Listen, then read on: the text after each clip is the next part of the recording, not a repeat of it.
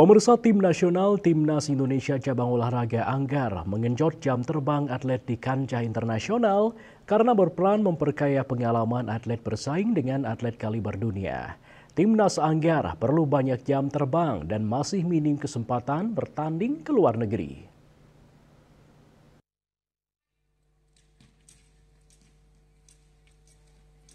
Menurut pelatih tim Anggar Indonesia Muhammad Indra Haryana di Nusa Dua, Kabupaten Badung, Bali, kejuaraan Anggar Asia 2025 di Nusa Dua, Bali menjadi ajang istimewa untuk menambah pengalaman para atlet.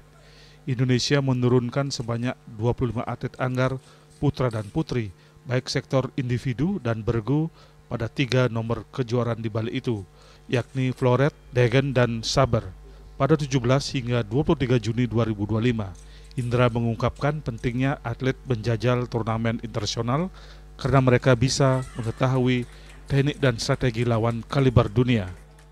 Idealnya para atlet Anggar Indonesia mengikuti turnamen 20 hingga 24 turnamen per tahun, sedangkan selama 2025 Timnas belum ada mengikuti turnamen sebelum kejuaraan Asia di Bali karena sepenuhnya melakukan latihan di dalam negeri.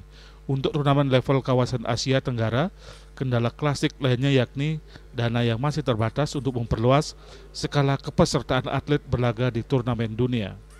Lebih ke ini sih, latihannya perbanyak lagi karena di sini kita banyak atlet muda kan, banyak atlet muda yang turun, ya kan. Kalau saya lebih ke banyak jam terbang. Indonesia itu untuk Anggar sendiri itu kurang jam terbang di luar negeri.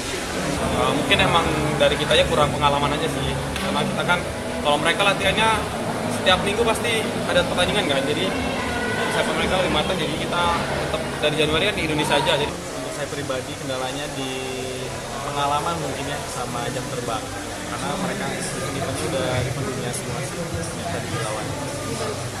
Enggak, ini yang kedua di kejuaraan Asia, sebelumnya di Wuxi 2023. Sementara itu terkait kejuaraan Anggar Asia di Bali, tidak banyak menerapkan target namun lebih menekankan pengalaman atau jam terbang atlet.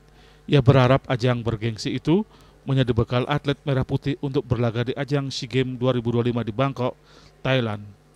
Raiswantara, Bali TV.